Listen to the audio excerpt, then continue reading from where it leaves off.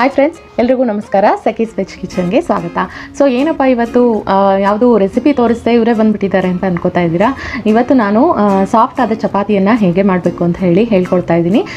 So ಮಾಡಿ ತೋರಿಸೋದಕ್ಕಿಂತ 5 ಟಿಪ್ಪನ್ನು ನಾನು ನಿಮ್ಮ ಜೊತೆ ಶೇರ್ ಮಾಡಬೇಕು ಅಂತ ಹೇಳಿ ಈ ಒಂದು ವಿಡಿಯೋವನ್ನು ತಂದಿದ್ದೀನಿ. So don't miss to watch it.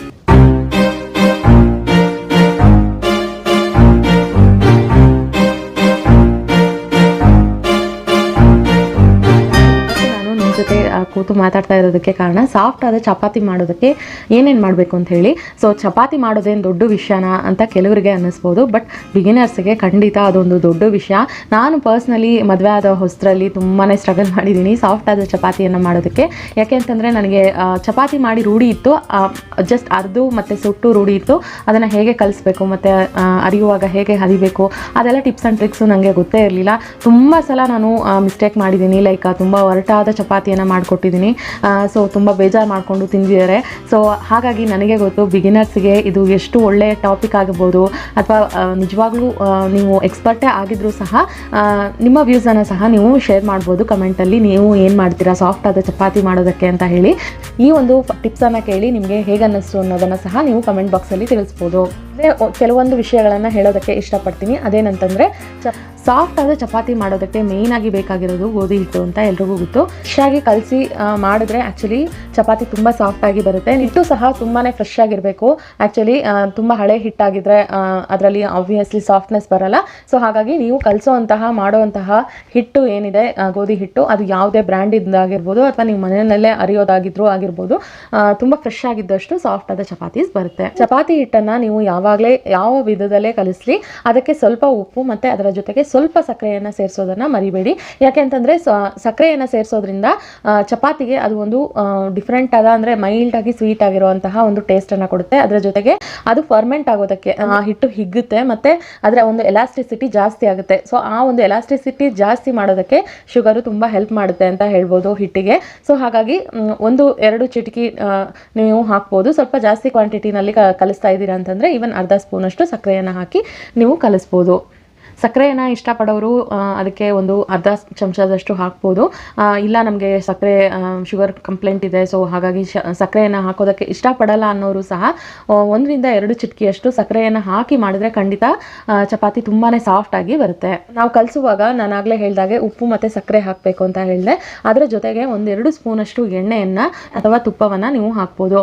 So ತುಪ್ಪವನ್ನು ಜಾಸ್ತಿ ಜನ ಹಾಕಲ್ಲ, ಬಟ್ ನಿಜವಾಗ್ಲೂ ಹೇಳೋದಾದರೆ ಗೋಧಿ ಹಿಟ್ಟಿಗೆ ತುಪ್ಪವನ್ನು ಹಾಕಿ ಸೇರಿಸಿ ಮಾಡಿ ನೋಡಿ. ಖಂಡಿತ ಅದರ ಒಂದು ಏನು ಹೇಳ್ತಾರೆ ಫ್ಲೇವರೇ ತುಂಬಾ ಚೆನ್ನಾಗಿರುತ್ತೆ, ಅರೋಮಾ ತುಂಬ ಚೆನ್ನಾಗಿರುತ್ತೆ ಅಂತ ಹೇಳ್ಬೋದು.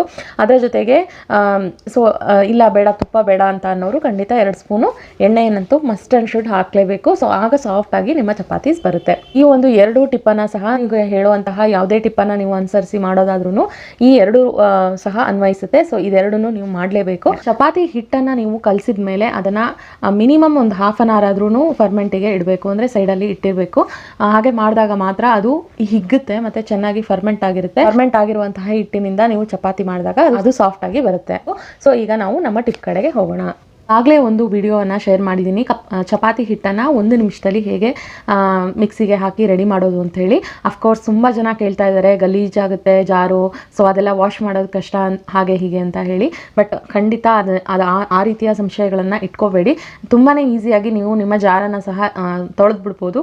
ಏನಂತಂದರೆ ಒಂದು 10-15 ನಿಮಿಷ ನಿಮ್ಮ ಜಾರನ್ನು ನೀರಲ್ಲಿ ಸ್ವಲ್ಪ ನೆನೆಸಿರ್ಬೇಕಾಗುತ್ತೆ ಅಷ್ಟೇ. ಸೊ ಈಸಿಯಾಗಿ ಅದನ್ನು ಕ್ಲೀನ್ ಮಾಡ್ಬೋದು. ಸೊ ಖಂಡಿತ ಅದನ್ನು ಸಹ ಟ್ರೈ ಮಾಡಿ ನೋಡಿ ಅಂತ ಹೇಳ್ತೀನಿ. ಮತ್ತು ಇನ್ನು ಕೆಲವರು ಹೇಳಿದರು ಮಿಕ್ಸಿ ಜಾರು ಅಂದರೆ ಮಿಕ್ಸಿ ಹಾಳಾಗೋ ಚಾನ್ಸಸ್ ಇರುತ್ತಲ್ವ ಮೇಡಮ್ ಅಂಥೇಳಿ. ಬಟ್ ಮಿಕ್ಸಿ ಹಾಳಾಗೋ ಚಾನ್ಸಸ್ ಇರುತ್ತೆ ಯಾವಾಗ ಅಂತಂದರೆ ತುಂಬ ಹೈಯಲ್ಲಿ ಇಟ್ಟು ನೀವು ಕಂಟಿನ್ಯೂಸ್ ಆಗಿ ಅದನ್ನು ಪೂರ್ತಿ ಬೀಟ್ ಮಾಡ್ತೀನಿ ಅಂತ ಹೇಳಿ ಮಾಡೋದಕ್ಕೆ ಹೋದಾಗ ಮೇ ಬಿ ಮಿಕ್ಸಿ ಹಾಳಾಗೋ ಚಾನ್ಸಸ್ ಇರ್ಬೋದು. ಬಟ್ ನಾನು ಹೇಳ್ತಾ ಇರೋದು ಹೈಯಲ್ಲಿ ಜಸ್ಟ್ ಫಾರ್ 5 ಸೆಕೆಂಡಿಗೆ ಒಂದು ಸಲ ಆಫ್ ಮಾಡಬೇಕು, ಮತ್ತು 5 ಸೆಕೆಂಡ್ಸ್ ಓಡಿಸ್ಬೇಕು, ಮತ್ತೆ ಆಫ್ ಮಾಡಬೇಕು, ಮತ್ತೆ 5 ಸೆಕೆಂಡ್ಸ್ ಓಡಿಸ್ಬೇಕು. ಈ ರೀತಿ ಒಂದು 3-4 ಸಲ ಅಥವಾ 5 ಸಲ ಆಗ್ಬೋದು. ಸೊ ಆ ರೀತಿ ನೀವು ಮಿಕ್ಸಿಯನ್ನು ಓಡಿಸಿ ಖಂಡಿತ ನೀವು ಸಾಫ್ಟ್ ಆದ ಚಪಾತಿಯನ್ನು ಮಾಡ್ಬೋದು. ಬಂದುಬಿಟ್ಟು ನನ್ನ ಮೊದಲನೇ ಟಿಪ್ಪು.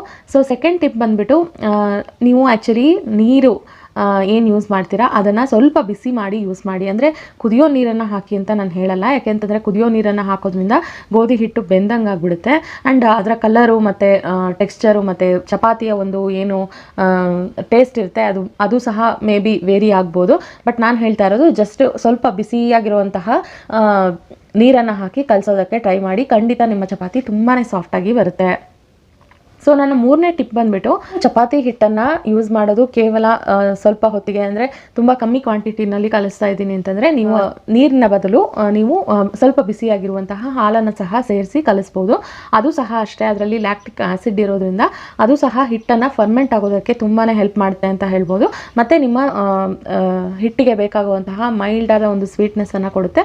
ಮತ್ತು ಚಪಾತಿ ಸಹ ತುಂಬಾ ಸಾಫ್ಟಾಗಿ ಬರುತ್ತೆ. ಸೊ ನನ್ನ 4ನೇ ಟಿಪ್ ಬಂದುಬಿಟ್ಟು, ನೀವು ನೀರಿನ ಜೊತೆಗೆ ನೀರನ್ನು ಸ್ವಲ್ಪ ಕಮ್ಮಿ ಮಾಡಿ ಅದರ ಜೊತೆಗೆ ನೀವು ಮೊಸರನ್ನು ಸಹ 1-2 ಸ್ಪೂನಷ್ಟು ಹಾಕ್ಬೋದು. ಇದು ಸಹ ಸೇಮ್ ಟ್ರಿಕ್ ಮಾಡುತ್ತೆ. ಅಂದರೆ ಹಾಲನ್ನು ನಾವು ಹೇಗೆ ಯೂಸ್ ಮಾಡ್ತೀವೋ ಹಾಗೆ ಮೊಸರು ಸಹ ನಿಮ್ಮ ಒಂದು ಹಿಟ್ಟು ಫರ್ಮೆಂಟ್ ಆಗೋದಕ್ಕೆ ತುಂಬ ಹೆಲ್ಪ್ ಮಾಡುತ್ತೆ. ಸೊ ಫರ್ಮೆಂಟ್ ಆದಷ್ಟು ಚಪಾತಿ ತುಂಬ ಸಾಫ್ಟಾಗಿ ಬರುತ್ತೆ. ನನ್ನ 5ನೇ ಟಿಪ್ ಬಂದುಬಿಟ್ಟು, ನೀವು ಚಪಾತಿಯನ್ನು ತುಂಬ ಸಾಫ್ಟಾಗಿ ಮಾಡಬೇಕು ಅಂತ ಅಂದ್ಕೊಂಡ್ರೆ ನೀವು ಒಂದು ಮೀಡಿಯಮ್ ಸೈಜ್ನ ಆಲೂಗೆಡ್ಡೆಯನ್ನು ಬೇಯಿಸ್ಬಿಟ್ಟು ನಿಮ್ಮ ಚಪಾತಿ ಹಿಟ್ಟಿನ ಜೊತೆಗೆ ಕಲಿಸ್ಬಿಟ್ಟು ನೀವು ಮಾಡಿದ್ರೆ ಖಂಡಿತ ಅದರಿಂದನೂ ಸಹ ತುಂಬ ಸಾಫ್ಟಾದ ಚಪಾತೀಸ್ ಆಗುತ್ತೆ. 6ನೇ ಟಿಪ್ ಬಂದುಬಿಟ್ಟು, ಚಪಾತಿ ಹಿಟ್ಟಿನ ಜೊತೆಗೆ ಒಂದು ಬಾಳೆಹಣ್ಣನ್ನು ನೀವು ಚೆನ್ನಾಗಿ ಸ್ಮ್ಯಾಶ್ ಮಾಡಿ ಹಾಕಿ ಕಲಸಿ ಅದರಿಂದ ಸಹ ನೀವು ಚಪಾತಿಯನ್ನು ಮಾಡ್ಬೋದು. ಅದರಿಂದ ಸಹ ಚಪಾತೀಸು ತುಂಬಾ ಸಾಫ್ಟಾಗಿ ಬರುತ್ತೆ. ಈಗನ್ನಿಸ್ತು ಇವತ್ತಿನ ಟಿಪ್ ನಿಮ್ಮೆಲ್ರಿಗೂ ತುಂಬ ಇಷ್ಟ ಆಗಿದೆ ಅಂತ ಅಂದ್ಕೊಂಡಿದ್ದೀನಿ. ಖಂಡಿತವಾಗ್ಲೂ ಈ ಒಂದು ಟಿಪ್ಪನ್ನು ಅನುಸರಿಸಿ ನೀವು ಸಹ ಚಪಾತಿಯನ್ನು ಸಾಫ್ಟಾಗಿ ಮಾಡಿ ನೋಡಿ. ಅದಾದಮೇಲೆ ನನಗೆ ಕಮೆಂಟ್ ಮಾಡಿ ತಿಳಿಸಿ, ಓಕೆನಾ? ನಾನು ಮುಂದಿನ ವಿಡಿಯೋದಲ್ಲಿ ನಿಮ್ಮೆಲ್ಲರನ್ನ ಮೀಟ್ ಮಾಡ್ತೀನಿ. ಅಲ್ಲಿವರೆಗೂ ನಿಮ್ಮ ಸಖಿ ಲಕ್ಷ್ಮಿ ಆನಂದ್ ಕಡೆಯಿಂದ ವಿದಾಯ. ಬಾಯ್.